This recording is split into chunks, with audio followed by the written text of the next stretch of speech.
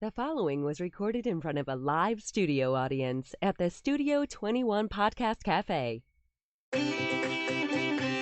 Welcome to this episode of Pit Life BBQ. Gather around the pit with your hosts, Johnny Maggs and Messy Mike. Let's talk barbecue. What's up, everybody? Coming to you live from the Studio 21 Podcast Café in Salem, New Hampshire. It's the Pit Life BBQ podcast, where we talk everything barbecue and a lot of other topics that you normally talk around the pit. As always, I'm joined by Messy Mike. Hi. What's going on? Well, thanks for joining us, Mike. It's been a pleasure. The past couple weeks, but I'm here. We got the band back together. Yes. Finally. And you still did a roast beef challenge. Still did a roast beef challenge, and I am still the champion. So I don't know if there's anything what's next up your sleeve. I think you guys can Greg and I do like a partnership, maybe like tag. That's what I think. That's what I thought you did. I thought you were what's the word I'm doing? Conspiring against me. Mm-hmm. Hey, I never been claimed to be an English major. Okay. Yep. I live in New England. I can barely speak English. I know. And a lot of the boys will agree with that. And I don't know. Massachusetts just trying to pass a law. Something about saying the word bitch. Oh, yeah. It's like $500. Are you kidding me? No. Legit. Like, that's insane. Yeah. I think we swear more than anybody in the entire country. So a lot of people are going to be getting fines. Give me it. I'd already be serving a life sentence by noontime today. Oh, yeah. So, how you been? Doing good. Good. Yep. Went away for a little bit. Not jail. What were you in for? Went to Florida for a little bit. She didn't look like no cop, huh? Hung out with family, so it was nice. But yeah, I didn't talk to you. How was Christmas? Good? Fantastic. I saw you got a lot of barbecue-related items. Oh, yeah. I had to go out and buy a whole new tote and all this stuff to keep everything in. Yeah, I saw you were looking for storage ideas. What'd you come up with? Well, the thing was, I couldn't... I was leaning towards the tote idea. Okay. But then I seen a lot of the steak guys have those... I don't know who makes them, Craftsman or DeWalt. Oh. The 3 toolbox systems. Yep, and they fan out when you open them. Well, no. Well, some of them had it, but I was thinking like they'd be layered with like shelving type you can pull out. Okay. No, they were empty totes that just stacked upon each other. Yeah. I'm like, okay, so why am I going to give you $179 when I can get this one for $8? Did you go to Tractor Supply? No, I went to Home Depot. Oh, should have went to Tractor Supply. You probably could have found something. I got the Husky. Nice. Oh, the roll-around one? No. Regular one. Because you're going to have to roll it soon. Because you keep getting stuff, you're not going to be able to pick it up. I'm strong like bull, kid. I know. Just because you're a wee little man, don't worry about me. You can have the wheels. I'll just move it around. I pick things up and I put them down. I pick things up and I put them down. Exactly. All right. So what's going on? Nothing much. We have a great guest today. Yes, we do. He's him and his family. They've won over 700 top 10 awards, along with World Championship, National Team of the Years, and Oklahoma Team of the Year. And they just opened a restaurant in Oklahoma called Clark Crew BBQ. And his name is Travis Clark. And he's a winner. For sure. He's done a lot of winning. Yes. Travis. How's it going? Good. How are you, sir? Man, I'm doing well. Yeah. And the restaurant's doing okay right now? Doing well? Yeah, it's busier than I ever dreamed it would be already. That's beautiful. Beautiful. I think it's just the new thing right now. Hopefully it'll taper off, where I think we do a better job if we slow down a little, but it's gone better than any of us could anticipate. Nice. Now, are you open are you open till you run out, or are you open from 11:30, 12 o'clock until 10 o'clock at night? Well, we're open till 10 o'clock at night. We open at 11 and we close at 10. And on Fridays and Saturdays, we're open till 11. We've had to close like 5 nights early, though, because we just run out of meat. When we get down, if we're just out of one, we'll stay open. But the other night, we ran out of brisket, ribs, burn-ins, and then, all basically at the same time. So we went ahead and shut down like an hour and a half early. Wow. But it's just frustrating for people, and I get it. I just can't. I can't seem to get ahead. I can't cook enough. Oh yeah, and I think people need to kind of, just like anything that opens, you're going to have your, your trial runs, your trial periods, and I'd say at least give it 6 months, to actually kind of work the kinks out and kind of get to a place where you're comfortable, in what you're doing. I mean, I know you've done a ton of competitions, but you've never done a restaurant, and the pictures online, your restaurant is quite large. Yeah, it is. It's honestly bigger than whatever thought I would do. It's a handful for sure. I mean, we seat 200 indoors, and we can hold 500 out on the patio, which we're not really even using right now. But we'll fill that up. That 200 people, we'll fill that up and have 100 people waiting on an hour and a half wait. All the time. So it's been a handful. Wow. That's for sure. So 2 inside, 5 outside. That's quite the property sitting on right there. That's 500 on the outside. That's kind of a sketchy number. I mean, I told that guy when he came and did that, I said, how are you going to get 500 on there? He's like, a patio like that, they base it off of standing room, not seating. Oh, okay. You'd never do that. I got like 70 some seats out there, but a lot of it's for cornhole. We have AstroTurf down for games and stuff like that. You would never have it packed that way. Oh, nice. So bad thing is when they pick that number, that's what they charge you for your DirecTV on. Yeah. Yeah, that's crazy. That's the craziest thing, because back when I was working at the bars, they're like, oh, yeah, you guys having the fights on tonight, the UFC or whatever. We're like, no. Well, why? Well, it's only because we got to pay for it. Well, here, I'll pay for it. Here's $70.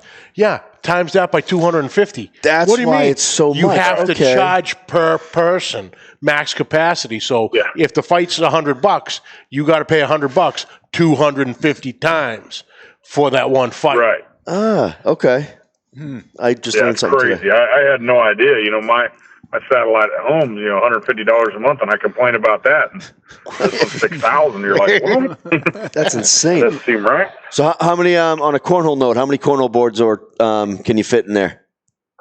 We can run 8 regulation size games. Okay. Which we're going to host some tournaments and stuff up here. So that's going to be fun. Yep. Well, look for more room. We're doing tournaments up here in New Hampshire, and the last tournament had 124 teams. So they had 30, 35 or 30 boards set up. Jeez, that's huge. Yeah, people are taking it very seriously. They got a little league here, kind of like pool tournament leagues and things. So we were talking about doing that, going through and doing that here, and just kind of joining a league where one night a week they would be here and another night they're somewhere else. Yep. I think it'd be fun. Oh, it's very fun. It's the modern day horseshoes. Everybody can play. Kids, women, men, anybody. Yep. Yeah. I'm assuming, because I'll be on a conversation with you, and all of a sudden, oh, dude, what time is it? I go 5:30. Oh, I gotta go. I'll call you later. I go, where's the fire? I gotta get to cornhole. It starts at 6. Okay. I'll talk to you tomorrow, Mike. Yep. Hey, it's very serious up here. Priority. Gotta get them priorities. Yep. Absolutely. So, all right. So, you started out as an electric. Well, go ahead. Slow down. Go ahead. Well, take notes. I will. Take notes. Okay. Let me show you how this is done. Excuse me, Travis. We're going to get you on to the new year on the right foot. John Travis, go ahead. So, Travis, tell us all on how you got your start in barbecue. How did that work? This ain't my first rodeo. I always cooked. I always loved cooking. I started out on the grill out of my grandpa's house. I mean, I just always enjoyed cooking. Never even really knew about competition barbecue. Watched it a little bit on TV with pitmasters and stuff, but never really got into that. Then I was in Kansas City doing a kidney walk for a friend of mine who had a kidney transplant. Happened to be the same weekend the American Royal was going on, and I could smell the barbecue. Everybody told us what was going on. So before we went home that next day, we went down and ate lunch there and walked around that. And I instantly knew I wanted to get into this. I told my wife, I said, this is so cool. I mean, these guys, look like they're all having a good time. They're sitting around drinking beer and cooking, eating food. I said, what's not to love? Mm-hmm. And it was something that we could do as a family. You've seen a lot of kids and stuff running around. So we drove home from there, literally coming up with a team name, which was super easy because, when we travel back home and go somewhere, is it just you coming or you bringing the whole crew? That's how everybody was. And I was like, yeah, we're bringing the whole crew this weekend. So there we go, Clark Crew. I mean, that's how we came up with our team name, literally driving home. Perfect name. We got into it. It's kind of a family deal. Never thought I would do as many as what I did. I thought I'd do 10 or 15 a year. And then I just got hooked. We started doing pretty good. When I reserved the Royal, that was only my 10th contest of my life. And I mean, we had a perfect score 180 brisket there. We reserved it. Man, I was hooked. Right then is when I'd say I was really hooked. Not my first win, but I would say that was when I sat there and like, man, I could be good at this. And then next year I came out and I took it pretty serious. Couldn't cook a lot. I only cooked like 19 that year, but I wound up 7th in the country and was top 10 in everything except brisket on 19 cooks when other guys were cooking 40 and 50. Jesus. And I mean, I came out of the gate. I think we had like 7 grands and 6 reserves that year out of the 19 or 20 contests. I mean, statistically, it was the best year I've ever had. Mm-hmm. And then, my wife, we got invited to King of the Smoker that year. She, we were driving home. She said, were you happy with this year? I said, not even close. She says, why not? And I said, man, I'm better than most of these people. Not speaking arrogant, but that's what I truly believe. I said, I'm better than most of these guys. I said, I just need to be able to cook more. That was 2014. And she says, what do you want to do? I said, I want to go after it, and I want to be team of the year next year. I said, I want to cook, I want to cook 40 times. I'll win 10 of those, and I'll be team of the year. And then we went out and we cooked 39 or something like that, and we won 12 or 13, and we were team of the year. And even then, it's not satisfying. I mean, you just sit there and you think, man, I should do more. I didn't win any category that year as second in a couple or whatever. So I planned to kind of do it again in 16 and tore my knee out New Year's Day. That kind of screwed that year up. And then I kind of had a lot of fun. I enjoyed that year. But then I had a lot of people telling me, that they said, oh, it's a down year. I think we finished 4th or 5th in the country. And that's not a down year. That's pretty sad. I was like, damn, I mean, I did a whole bunch of them on crutches, and so I told her in 2017, I was like, look, I want to go after it really hard, really, really hard, like hit it as hard as I can. So we did. We ended up cooking like 47 that year. I did 3/4 of them solo, 17 states, I think is what we ended up cooking in that year. We maxed out the points, won a couple categories, won brisket and ribs. It was fun. And then that's what presented me to get have the opportunities to get into doing a restaurant, and I've really backed off on competitions, this last year. I didn't do very many at all. And going into 2020, I don't know how many I'll do, but I kind of miss a little bit of it, but not missing it as much as I thought I would. Wow. So when you do a competition and, you're bringing your whole family, and I know I've asked this before, but I mean, how many states did you say? 14? 14? I think we did 17 states in 2017. When do you have to leave? Like your competition? So I would, I still had a full-time job that year, mm-hmm. all year. I didn't quit my full-time job until like March of 2018. Depending on when it was, I'd leave like Thursday night to get somewhere, and I'd take my vacation. I was off most all Fridays and Saturdays. I'd work, like 4 10s, work Monday to Thursday, mm-hmm. try to get my 40 hours in, take vacation if I needed to. Like when I went to Florida or California, you may leave on a Wednesday, I'd take a vacation day or whatever. Just try to get as many hours in as I could and go do it. I mean, there was no flying in. I drove my rig everywhere. Wow. That's it. Yeah. Brutal. Well, and that's why most people, everybody says they want to make a run, and at the end of the day, I don't care how good a cook they are, most of them don't have the drive to want to work that hard. It's so hard to work that people just don't understand. It's not about if you're a great cook or you're a bad cook. I mean, it's can you do this at a high level all the time?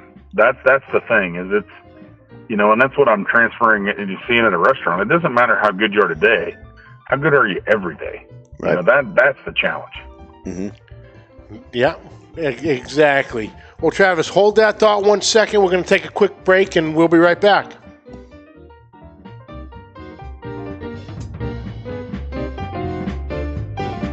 Attention, cigar smokers, or even friends of a cigar smoker.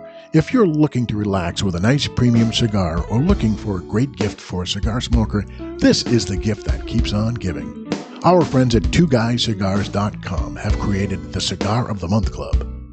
For just $24.99 per month, you or your friend will receive 4 different premium handmade cigars every month, and shipping and handling is included. Go to twoguyscigars.com. That's the number 2, guyscigars.com, and go to the Cigar of the Month Club. You can stop anytime because there's no contract, but you won't because this is a tremendous deal for our listeners. Go to twoguyscigars.com. That's the number 2, guyscigars.com, and click the Cigar of the Month Club. At the same time, if you want to learn about the cigars you receive each month, you can smoke along with them on their own podcast called The Cigar Authority.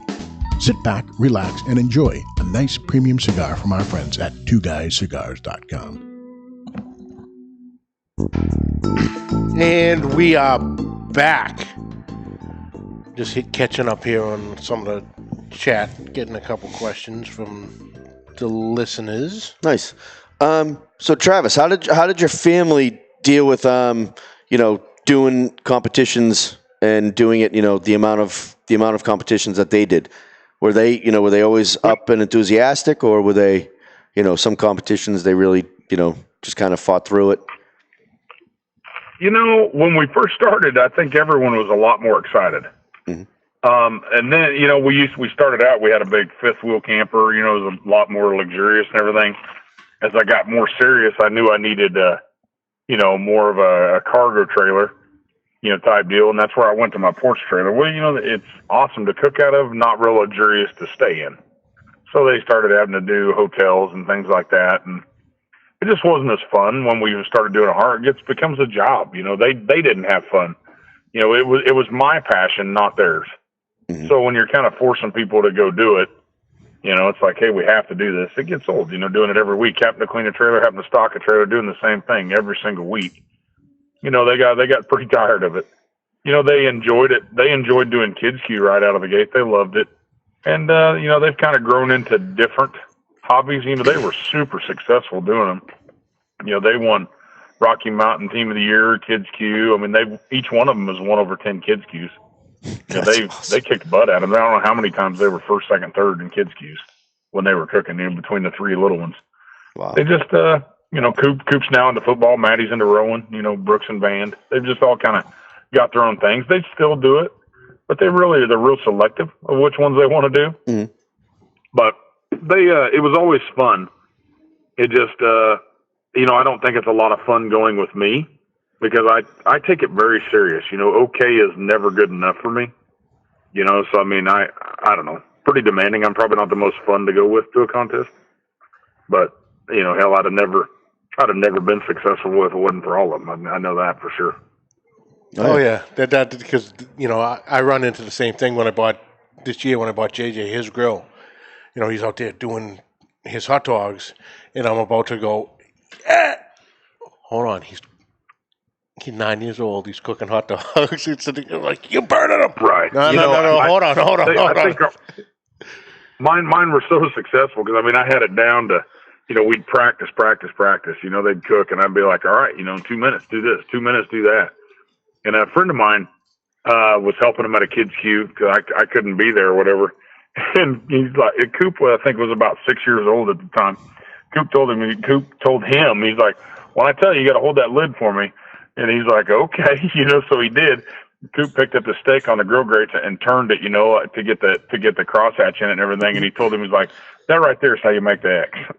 Wow. But he's like, what the hell are you teaching this kid? And I'm like, oh my God, he created a monster. It was pretty comical. Oh, that's awesome. That's awesome. So, Travis, what got you into opening a restaurant?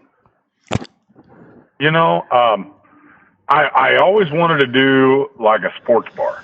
I always had the intent to do a sports bar, a little bit of barbecue, burgers, sandwiches, things like that. A lot of beer, fun, that's what I wanted. Pool tables, maybe even just a sports bar.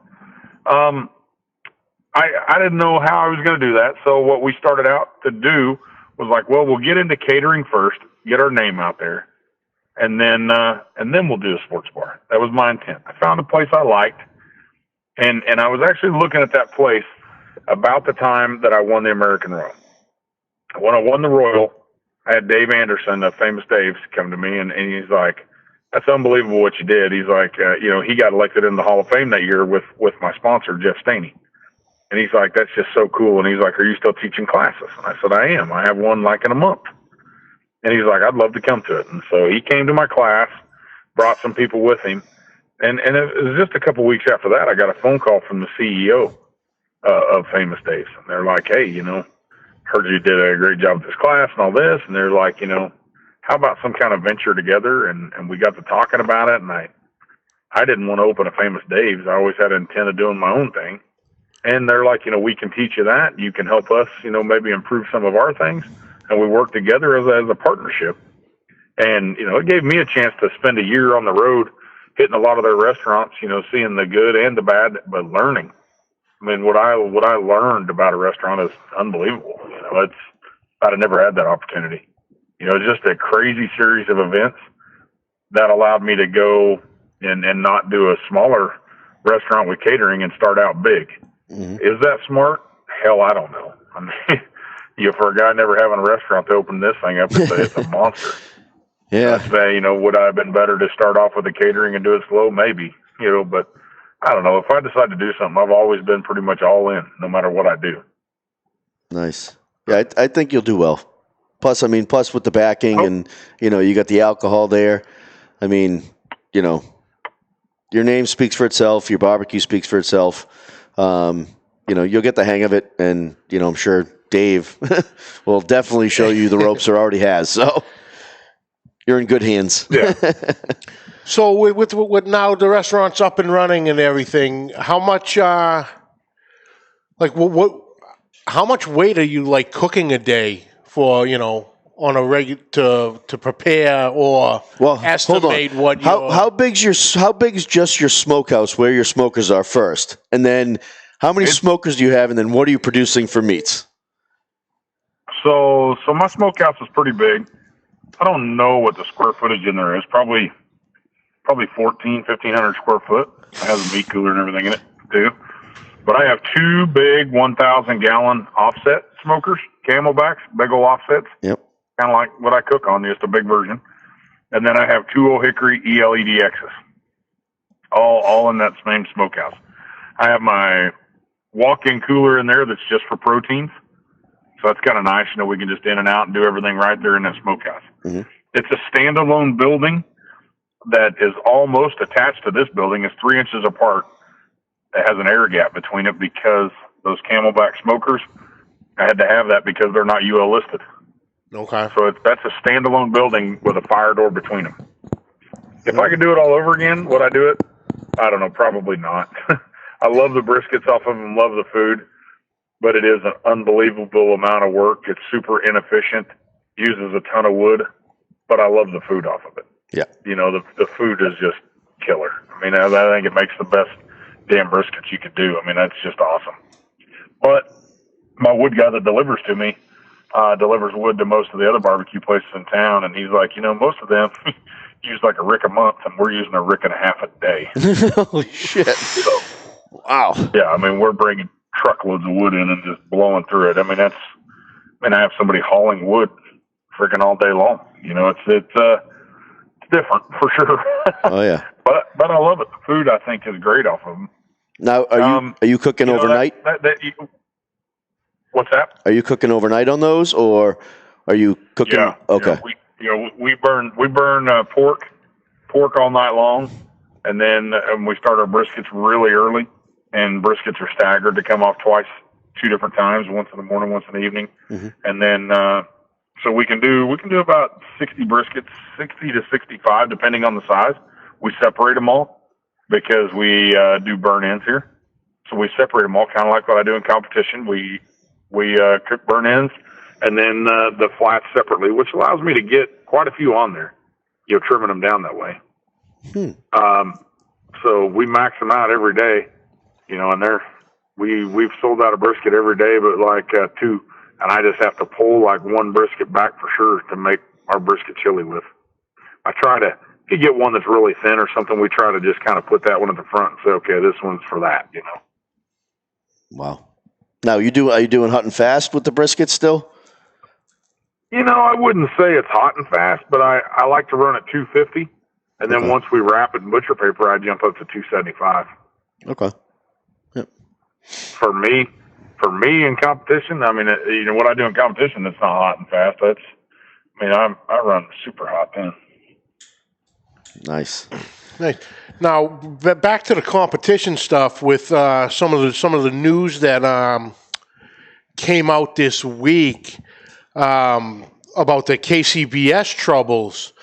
With your experience in the competitions, do you have any thoughts on how they could possibly change some things on the way they do things now, or from your experiences through the years? My personal opinion, I think the change is coming already. I think the problems we're seeing are from past regimen, from the past. These guys didn't spend all the money on the building to make them where they didn't have money to pay for stuff. These guys are trying to find a solution to sell it and get it home where they do it. These are the guys that are trying to fix it. Anytime there's new elections and things, there's people that disagree with what the old ones did, and people disagree with what the new ones did. It's not like these guys did that. I think there's some things out there they're trying to fix. There's a lot of things with the old regimen, the old board, I damn sure didn't agree with. There's a lot of things with the new one I don't agree with. I think we all have our opinions. Mm-hmm.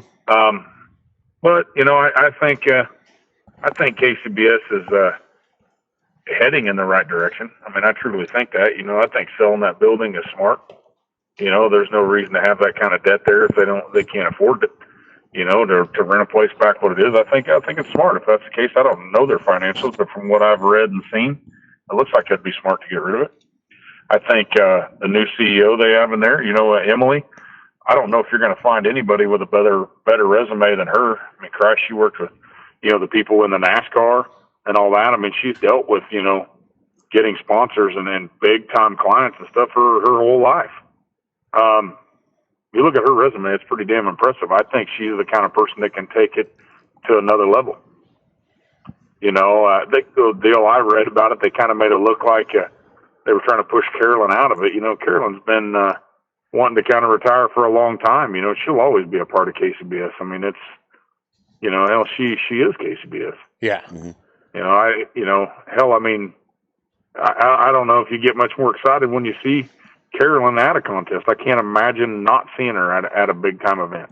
So I think they're doing a lot of things right. I think there's a lot of bad blood between the old board and the new board. I used to get caught up in that, and truthfully, I just don't give a shit anymore. You can't. You can't. You let those. I always call that the above my pay grade bit. Let them worry about it. I used to care so much about it. I worked so hard in competition, and I look at it as two ways. I think I went at it as hard as anybody ever has over that amount of time. And I never felt like it was rewarding. And I never felt like I did good enough, because to me, I could have won every contest I cook, and I'd nitpick about something. That's just me. Yeah. So I think I think I did good with it. But I'm not too dumb to realize that if I wouldn't have been successful at competing, that I wouldn't have the opportunities I have now. So you can look at it and say, hey, I worked my ass off, had great sponsors, and I did all that, and now it's led me to a very promising thing. But if you're that guy that works that hard and you don't get it, is it worth it? I don't know. I know how much I spent in competition barbecue, and that bank account goes the other way than up. Oh, yeah. Wow. Now, how many sponsors do you have? I have some great sponsors. For pork, I've had Jim Compart for several years with Compart Duroc. They've always done great. One of my first sponsors is Jeff Staney. He has Joe's Kansas City and the Kansas City barbecue store. It was one of my first sponsors. That sponsorship has developed a friendship, for advice for my restaurant. Jeff's always willing to help walk through here and lend a hand. That guy, that's a partnership that turned into a friendship. I got Cosmos Q. I've had Darian for my first year in 2014, really, when I started getting serious with it. I got Rod Gray with he has Pellet Envy, but his Eat Barbecue products, I've always used his stuff in competition. I love them products, still push them. Yeti is one that I got in 2015, and they've been with me, my first year there when I made my Team of the Year runs, and ever since. That's always been huge. I've worked real hand in hand with Snake River Farms. It's not really officially a sponsorship, but I tell you what, that's a partnership there. Once I committed to cooking their product, that's what pushed me to where I could win Team of the Year. That, like I said, in 14, I was top 10 in everything, and I wasn't top 100 in brisket.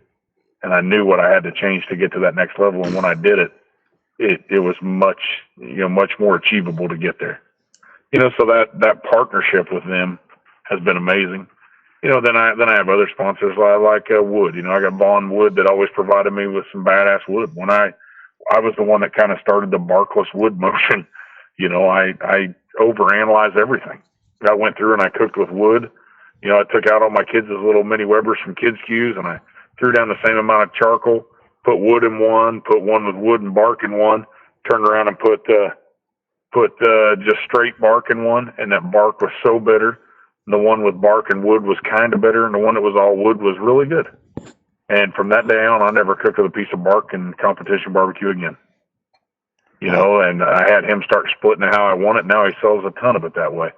But he's always been a great sponsor for me for that. I always have the right wood moisture I need, because I check all my wood moisture on my wood before I go to a contest. Yeah. So, partnering with all the people like that was always huge. That without that, I could have never went and done it. I tell you what, in 2015, I probably shouldn't even say it, but in 2015, financially, it was one of those points where I was telling my wife, I'm like, God dang, I got to go do this again. I didn't have a lot of sponsors. And I'm traveling across the country chasing these points. And it was to the point when I was sitting there telling them, like, man, you're doing it every weekend. You're spending a couple $1,000 a weekend. And you do that to go to a contest that if you win it, you make $750. It's just not smart. Still losing. but when it gets late in the year, it's about points. Every single week doing it. And that partnership with Jeff Staney, he sent me a check that had some money in there with it, and he just told me, he's like, go finish it. I'm not saying without it, would I even have went and cooked those last 10 contests? I don't know, because we were sitting there weighing it out like, do we got enough points to hold on to first place? Do we have to cook? Should we cook? Should we take 2 weeks off? We were weighing it out, because you get late in the year, none of those contests have any money. And the contests you need to cook for points, we're a long ways away, not a lot of money. You're sitting there going, when I leave my driveway, no matter what, I'm going to lose $1,000 to $1,500. That gets really, really hard. There's not a lot of people that can do that every single week. Yeah. Oh, yeah. So a sponsorship like that, that when I got that, I told my wife, I said, we'll win this shit now. It's over. I knew right then that if you could take worrying about the money side of that out of it, I was like, yeah, we're going to win it now for sure. Done. And it worked out that way. Nice. It's like the Rocky Bells. But, no? Yeah, there you go. Exactly. Nice. Awesome. Well, Travis, go ahead. I've been fortunate, man. I mean, it's barbecue has been better to us than I could ever imagine anything doing. It's changed our lives for sure. You know. I think barbecue changes everybody's lives once they get into it, whether it be backyard, competition, professional. I think there's just something about it that, you know, that kind of gives you a different sense of you know, respect for you know, for what it is. You know, I totally agree. Totally agree. I mean, you look at these guys that have been in it a long time. You look at these guys that are just starting. You know, I wish I would have asked for more advice getting into it than what I did. You know, you try to learn a lot of that on your own and do all that. You know, there's so many ways and so much more to learn. I mean, there's so many guys out there that have YouTube channels with it and stuff. There's so much to learn. And I mean, there's smart ways to get into it, and there's very hard ways to get into it for sure. Yep. Absolutely, absolutely. So, Travis, where can everyone find you on, like, social media and any pages, things like that? You know, we're on Instagram and Facebook and all that. You know, Clark Crew BBQ or Travis Clark, either one. Then our website's just clarkcrewbbq.com. You can now buy some of our sauces and rubs on there online. I'm kind of waiting. I'm still holding off on my rib and my brisket rub. I need to probably go ahead and release them. I have them done. I've been using them for a couple of years. I just haven't let anybody else have them. I got a few teams using them, but I haven't really released them to the public yet. Cool. But, all right. I will. Well, Travis, thank you so much for taking time out of the day. I know you've been real busy the past few weeks and with the restaurant and everything. So thank you so much for taking some time with us. And best of luck from here in the future. And, you know, we'll keep in touch and we'll definitely talk again. Yeah, definitely. Okay. Sounds great. Awesome. Best of luck, Travis. Thank you very much. All right, Travis. Thanks. Well, that's it for this week, folks. We'd like to thank you all for joining us. You can catch the audio wherever you podcasts are found. Catch the video on Facebook and YouTube. On YouTube, hit that subscribe button and the little bell next to it. Get notified every time one of the episodes comes on. You have all our whole catalog of shows right there at your fingertips. On social media, you can find us on Facebook, YouTube, and Instagram at Pit Life BBQ. Please send your questions and comments to pitlifebbqpodcast@gmail.com. And like always, please subscribe, like, rate, and review. Hit that share button. It is absolutely insane. I was talking last episode, you know, thanking everybody. And we got the new numbers. We have officially cracked 101,000 downloads. Really? Of the show, yeah. Awesome. So thank you guys. Thank you very much.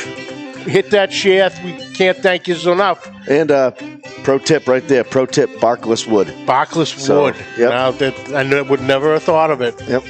Little things every week. Little things. That's the point. But until next week, keep the smoke rolling.